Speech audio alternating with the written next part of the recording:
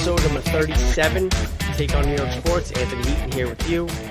And what is today? Today is Wednesday, January 26th.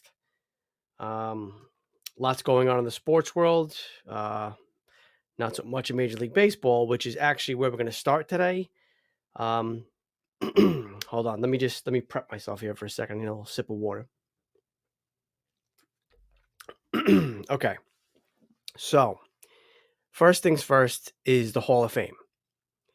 Now, right off the bat, without even discussing the real issue here is, which is that the writers, baseball writers are the ones who get a vote for the Hall of Fame. That makes no sense to me. And I was listening to Michael Kay the other day, and he said it right, that there's supposed to be, they're not supposed to have a show any favoritism or anything like that. But when you're covering the sport and you're around these players, two-thirds of the year, half the year, whatever it is, between spring training and all that and everything, you're going to, like in life, you're going to have people you like more, people you dislike. Of course, that's just the way it goes. I get it. And there's no possible way that when it comes to a vote of these players that you're not going to have some sort of bias. It's just impossible. And I get it because, like I said, you're around these guys, for years and years and years, you're going to have some sort of bias. That's inevitable. You can't do anything about it. That's why the baseball writers should not have a vote. Do I have an answer on who should? No, not really. Because, you hear that, okay, sometime, some of the thoughts are, let's have the people that are in the Hall of Fame already have a vote. Well, first of all, that doesn't really work because they're former teammates of players trying to get in. Maybe someone slept with someone's wife or something behind the scenes. We don't know. And, that person's not going to get voted in. Or maybe this guy saved his, brother's dog's life or something. And, hey, I owe it to the guy. Let him get in. I don't have a fix for it. I do know, like I said, that it shouldn't be the baseball writers. And, David Ortiz, okay, he gets in on his first ballot, 77%. You need 75 to get in. Great. I got no issue with that. Okay. He has Hall of Fame type numbers, very, very clutch. Unfortunately, me seeing it firsthand, being a Yankee fan, I can't count the amount of times he killed us. And he was a great clutch hitter. Especially in the playoffs, obviously, where, he was at his most clutch. Now, the issue I have is steroids. Now, I don't have an issue with the steroids. Okay, whatever. You could sit here, you could listen to both sides over and over and over. Okay, well, everybody was doing it. Okay, well, that doesn't make it right, and blah, blah, blah. Fine, that's great. Listen, it happened. It is what it is, and we're past that now. The bottom line is, baseball profited so much off of this with the whole Sosa and McGuire home run, that year where they just went back and forth. That was great for the game. Shortly after the lockout. Yes, that would be my 3-year-old banging at my studio door. Anyway, I lost my train of thought. But the fact of the matter is that whether everybody was doing it, whether one person was doing it, it doesn't make a difference because to me, it's straight up just performance on the field. And again, I understand, steroids can have an influence. Steroids can help you. HGH helps you recover, this, that, the other thing. Okay, great. But the bottom line is David Ortiz gets in because of his likability. That's the issue I have. And that's the issue, everybody has that's complaining about this. And again, based on numbers and performance, he's in 100%. Great. He's in. I got no. But if he's in and, let's start. Ready? Alex Rodriguez isn't in. Roger Clemens isn't in. Barry Bonds isn't in. Now, this was A-Rod's first year. Maybe, just maybe, by some miracle, the next 9 years, he gets in. Okay? Maybe. I don't think so, but maybe. Clemens and Bonds now are off the ballot because they had their 10 years and they didn't make it. I saw a tweet from Clemens saying, he gave up on the Hall of Fame a long time ago. It is what it is. He knows about his performance on the field. And it's true. The guy was insane. There's, between him and Bonds, you could argue, and again, I'm not going to say that they are definitely, but you could argue, the best pitcher and the best hitter almost of all time.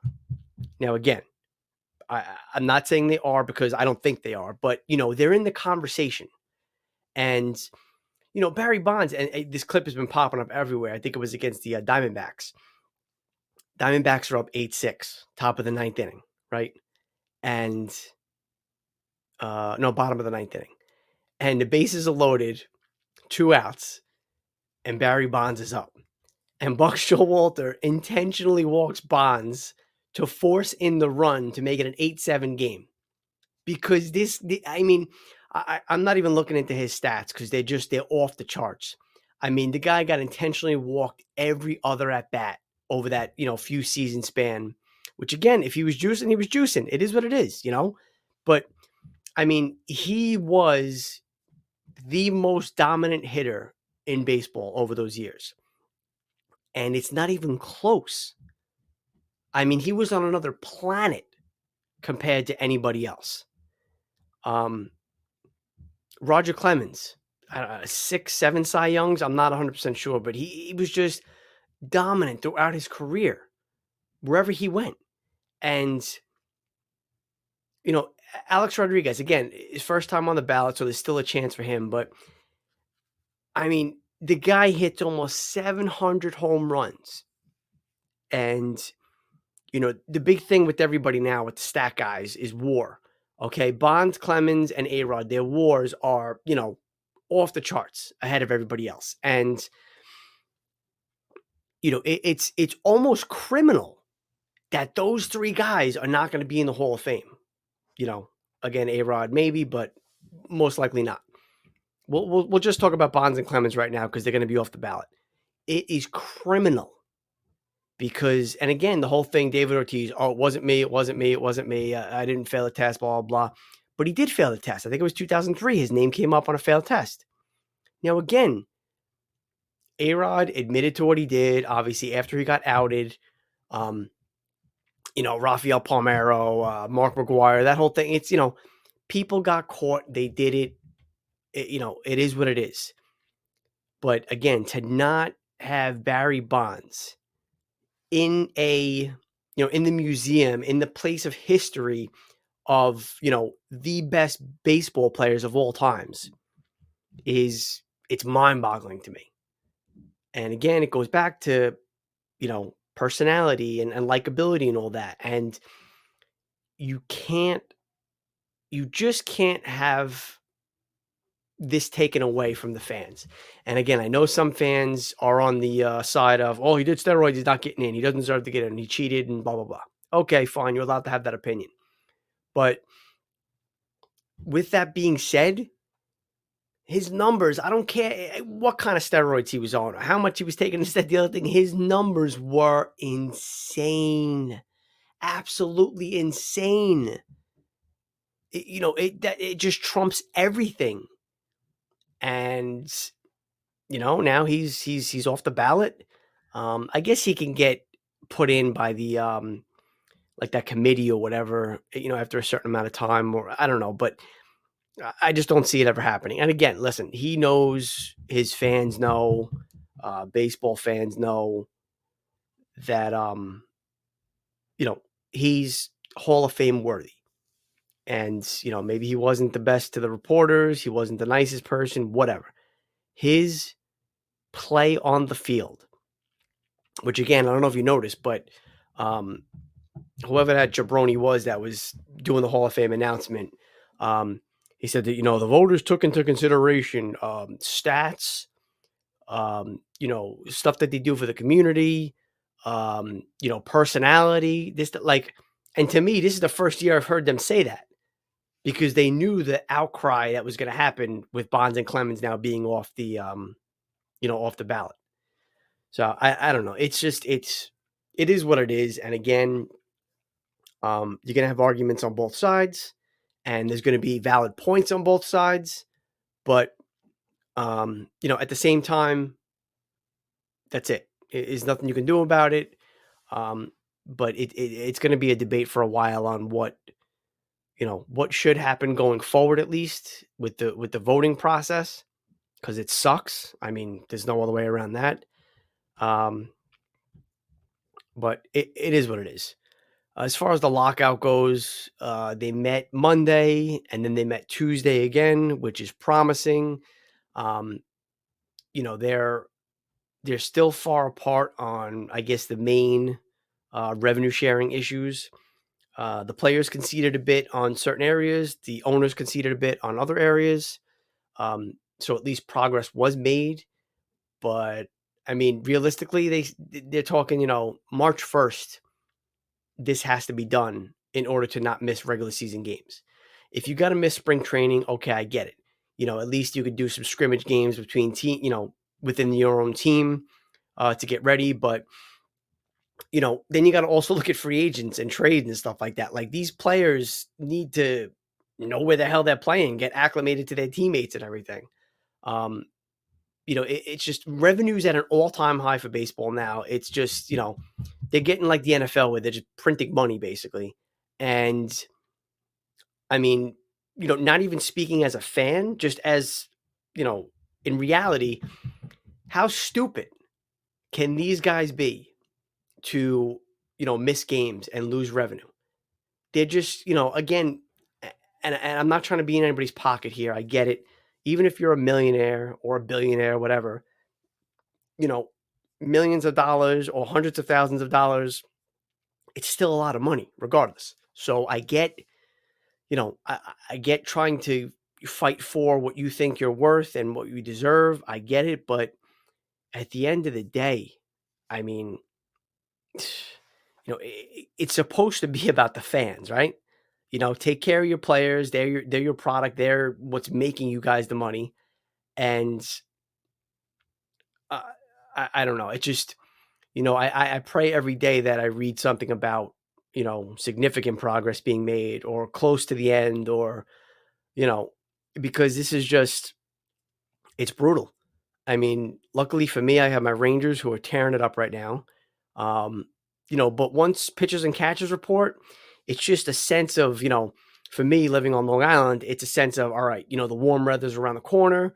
Let's get going back to my daily Yankee baseball. And it's just, it's part of my routine. And it's, I even started, I mean, when I first started watching baseball when I was younger, I never watched spring training just because it was, the games don't count. I have no interest. But, you start to pick out a little more when you get older that, you look at who could potentially make the team, this, that, the other thing. You watch a couple innings here and there, and it's just, it's a great, it's great to hear the sights, hear the sounds, and see the sights of a baseball game.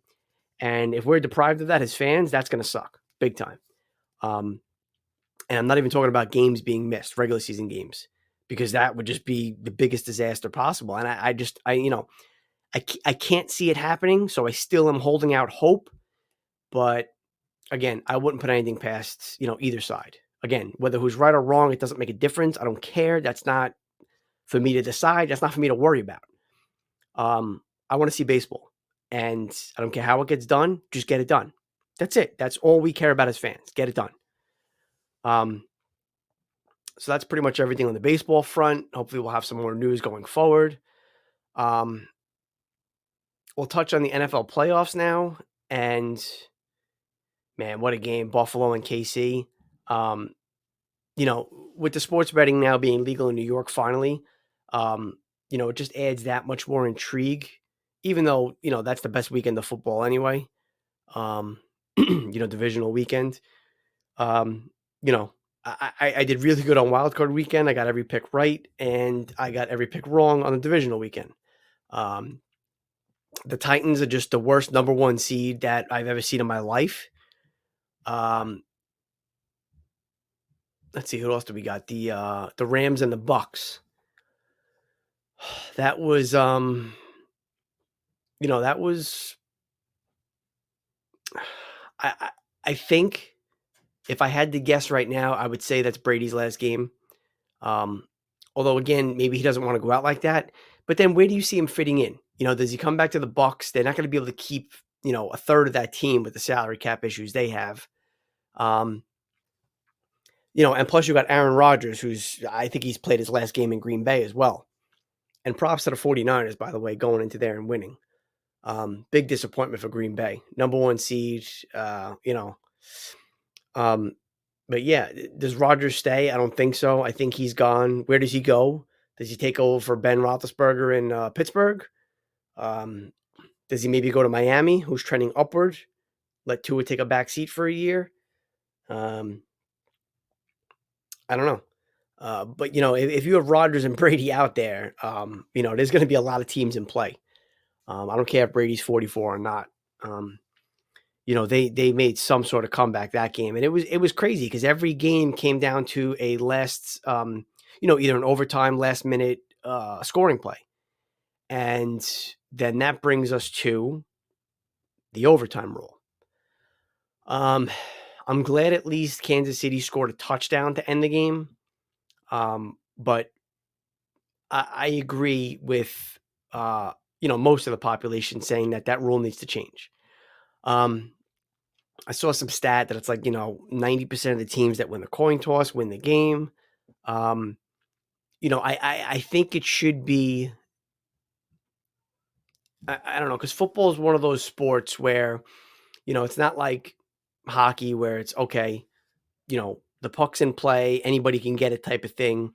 I understand there's turnovers in football and everything, but, you give the ball to Patrick Mahomes, what's he going to do 9 times out of 10? He's going to go down and at least get them into field goal range, to kick a field goal. Instead, he finds Travis Kelce in the right side of the end zone for a touchdown. But, Josh Allen played his ass off this year, and especially in that game. And the guy didn't get to touch the ball in overtime. That's the issue I have. And what do you do about it? Again, I don't have an answer. Do you basically just say, okay, visiting team gets the ball first, and then regardless of what happens, the home team gets it next. And then if the score is tied after each possession, it becomes next score wins no matter what. I think that's the most, I don't want to say fair because, life isn't fair. Suck it up. But I think that's the most, that's the best compromise. Because again, if Kansas City would have came down and kicked the field goal, then Josh Allen would have got the ball back. Would have at least got the ball in overtime with a chance to do something. So I think that rule needs to be tweaked.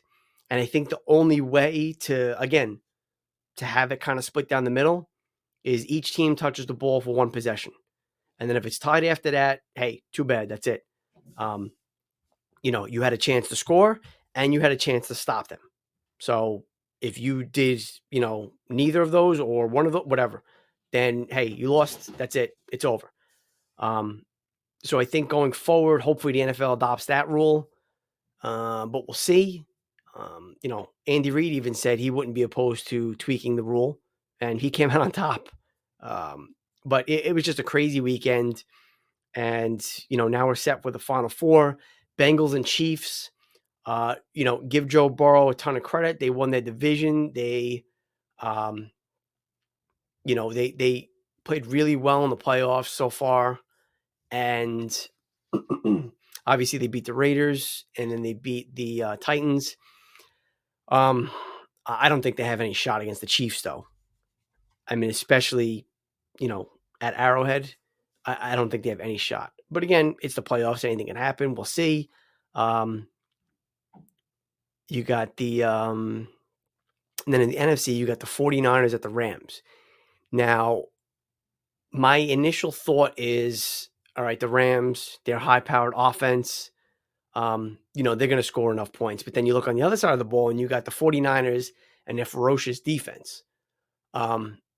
This game, to me, is almost a toss-up just because the Rams are a better team, okay, which doesn't necessarily mean anything. But this being a divisional game, basically they're in the same division, you know what I mean? So they know each other. They know each other well. And, Shanahan and, McVay know each other obviously real well. So it's going to be a real interesting matchup. And I'm kind of torn on what's going to happen. Is it going to be a high scoring game with the Rams leading the charge? Is it going to be a low scoring game with the 49ers defense, playing tough? I think that it's going to be interesting, but if I had to give you a pick right now, I'm saying the Rams. So, we could be looking at a Rams Chief Super Bowl and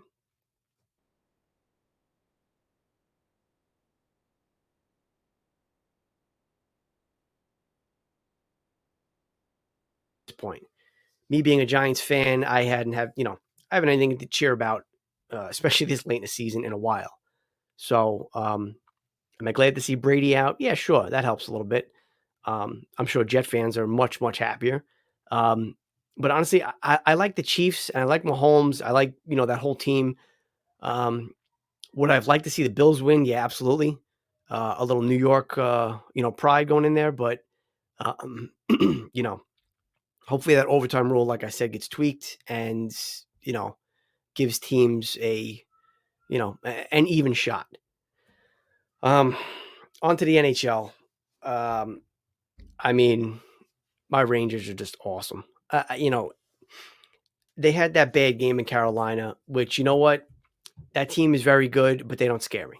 They don't. And I'm usually not a super confident, you want to say cocky fan. But, I feel that we have Igor starting, which we didn't have that game. Um, Playoff time, maybe we meet them in the playoffs. Who knows? We finished 2-3 in our division. We're meeting in the first round. I don't think Freddie Anderson is anything special. I know he's been a solid goalie for many years, but I think if we got everybody at 100%, that team doesn't scare me. And you look at the standings now. Obviously, we're in first. We played the most games, but freaking Pittsburgh, man, they just never lose, and they're all of a sudden now one game behind us for second. With 59 points, and then Carolina with 58 points. But Carolina has 3 games in hand with Pittsburgh and 4 games in hand with us. It's going to be a fight to the finish. And, this is just past the halfway mark now, 43 games. And if you would have told me in the beginning of the season, hey, man, 43 games in, you guys got 60 points and you're first place in the division, I would have signed for that in a heartbeat. And again, to me, you don't want to fall into the wild card area, but you want to talk worst case scenario. The closest team to the second wild card spot that's not in a playoff position right now is the Red Wings, and they're at 42 points. So we're 18 points up on them. So if you want to think worst case scenario, a team that's 18 points behind us has to catch us for us to pull out, for us to fall out of a playoff spot. So right there, we look like we're in a very good position to at least get into the playoffs. And as we know, NHL playoffs, I don't care what seed you are, home, away, the bubble, overseas, I don't care. If you play in the middle of the ocean, it doesn't matter. Hockey playoffs are wide open. 8 seed, 1 seed, none of that matters. So get into the playoffs, be healthy, and, you got a shot. And especially if you can get a hot goaltender, which, Vezina favorite, in my opinion, and a lot of other people's opinion, Igor Shesterkin has been, he can carry us. Do I want to have to rely on him? No. be nice to shore up our defense a little bit, give him a little more help. But you got to feel good about this team. You got to feel good about Kreider. The guy's a machine this year. And, Mika heating up. Panarin's played solid all year. Obviously, Fox is, what can you say about him? Offensively, obviously defensively, he's just an all-around complete player. And, you got lots and lots and lots of potential with this team. I think Mike Rupp said it on NHL Network. I don't know if that was yesterday, but he basically said the Rangers will win a Stanley Cup in the next 4 years. Now, me being biased, of course, I agree with that. But looking at it as an outsider, I can see where he's saying that, obviously. We're a young team. We got our core players locked up, and we have very good, complementary pieces. Even with his salary, I guess you'd call Barclay Goodrow a complimentary piece, who, he seems to kind of dwindle away a little bit for a few games, but then he comes back and he scores a humongous goal for us the other night, and you're like, okay, this is why we got him. This is for my daughter, Ava. Jacob Trouba has been a stud. Defensive game has been rock solid. Trouba train is rolling, just running people down. And his offensive game is, it's there now. And, he's shooting from the point. He's taking the slap shot when he needs to. He's getting the puck to the net when he needs to. And, he's creating chances. And as a defensive first defenseman, you get some sort of offense like that from him. That's more than you can ask for. Trade deadline coming up, you're hearing, veteran defenseman or a, solid top 6 right winger. I see the wing being more of a need. I'm fine with the young kids playing defense. Talks are, okay, well, you might have to give up Keandre Miller in a trade. You might have to give up Ryan Lindgren in a trade. I don't want to trade Lindgren. I'm sorry, Key. I like the kid. I'll give up him before I give up Lindgren. Fox and Lindgren together is just, whatever you want to call it. Cookies and milk, peanut butter and jelly, whatever. It doesn't matter.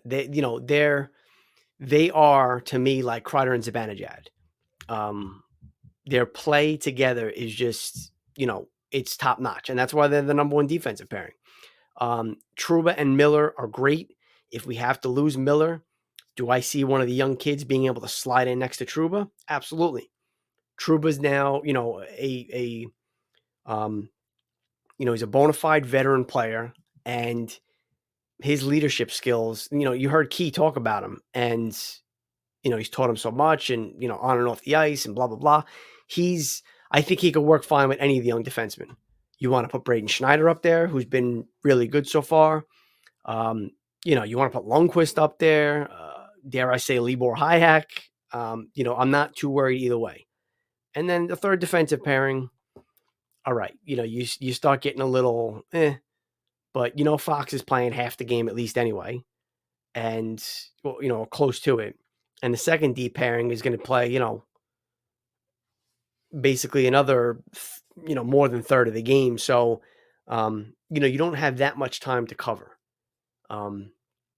So we'll see what happens here the second half of the season. The Islanders, they're getting healthier. They got players coming back. Now that they're not testing after the All-Star break, I guess they're not going to be testing asymptomatic players, which is about damn time. So they still think they got a run in them. I think, and I know they got 8 games at hand or whatever on most teams, but I just think there's too many teams they got to pass. And again, having games at hand is great, but you got to win those games. And I think it's just going to be too difficult for them to catch up. But we'll see. I don't even want to talk about Igor getting snubbed for the All-Star game. Um, that's a whole nother thing. The All-Star game means nothing. I get it. You'd like to have that on your resume, of course, is a individual pride thing. But the guy's a favorite for the Vezina, and he doesn't get in because we have to have one participant from each team. What is this, freaking field day in elementary school? We all get participation ribbons and trophies. I can't stand that, man. I understand, I understand when you're a little kid, you know, kindergarten, first grade, maybe or something like that. But when you're out of elementary school, enough of that crap. All right.